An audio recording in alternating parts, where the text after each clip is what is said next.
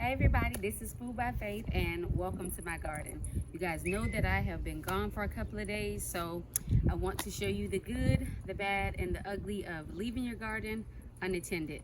So the next time I go, I will hook up some soaker hoses, but there was some good things that came out of us being gone for 4 days. Nothing really died, but of course some issues did arise. So come on, let's check some things out. We're going to start off with our corn here.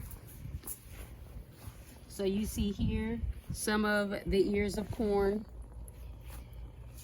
They didn't pollinate properly, but then I have some ears here that'll be ready for Sunday dinner. They're not big, but again, they're edible. And what I'll do is I can steam them, but as you can see, we do have a small piece of worm damage there, but it doesn't bother the corn. And then I have a few more like this, some that are bigger. So this one on this stalk is ready as well, but it's small. We have this one, these two here that are bigger. So once I pull these two off, then I'll pull that stalk. And then here we have I'm just gonna sit this down. Here we have our ground cherries. I'm gonna come through because of course I have quite a bit of ground cherries that have fallen to the ground, which means they are ready. And so we'll pick those up. But what I wanna show you when it comes to the bad is take a look at my lima beans. So they're not dead, of course, but they did take a hit in the days that I was gone. So what I did was I soaked them down really well. And then tonight I have to come out and I have to spray for some bugs. And then I'll soak the plants down again. But this is the worst part that happened. So I really was planning on having some of this for dinner tomorrow, which I still will. But if you take a look here, so guys, you guys know that this is a sign that I have a worm somewhere.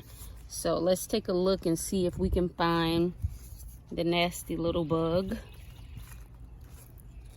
If you could zoom in for me, take a look right there. There they are. Yuck. So I'm gonna come through. I have some Dr. Bronner's soap and some orange oil, and then of course here they did drop off a few small ones. So I'm gonna mix the Dr. Bronner soap and the orange oil,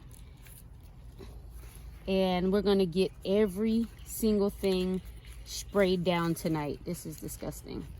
Ugh. And y'all know I don't have any chickens to feed them to, so they're just gonna be dead. But one of the beautiful things that happened while we were gone, of course, I have green beans, the filet beans. So you shouldn't really let them get much bigger than this. They are ready to be harvested, so I'm gonna pull those out.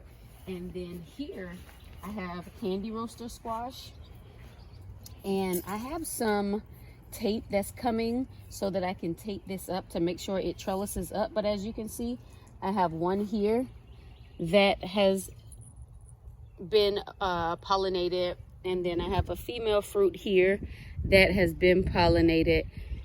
But guys, the kicker, we're gonna come inside the garden and I'm gonna show you what else we had going on.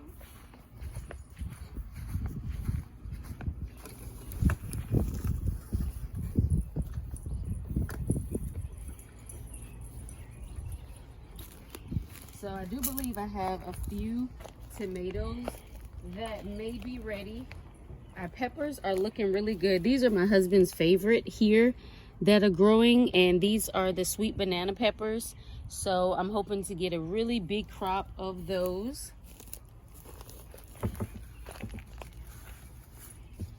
We'll come back around to that because I did see a cucumber in there. But in here, guys, y'all see I got a lot going on. Take a look at what I found inside. Look at all of the patty pan. And so with this mix of patty pan, you will get the white ones, you will get some green, and you will get some yellow. So I do have some big ones in the back that are ready to be harvested. I don't know if you can see them. It's like a journey, a jungle down here. We have some big ones down there. So those are going to be harvested, and I'm going to roast them and add just a little cinnamon and brown sugar to them. And I'm gonna cook them just like I would sweet potatoes or even pumpkin. So again, guys, we're gonna come on around to the cucumber so you can see what we have going on in the cucumber area. But this is what happens when you go on vacation. So I do have some potatoes that did kind of die out here. They may not be completely dead, so again, I'll come through and I'll soak everything down again, and they should pop right back up.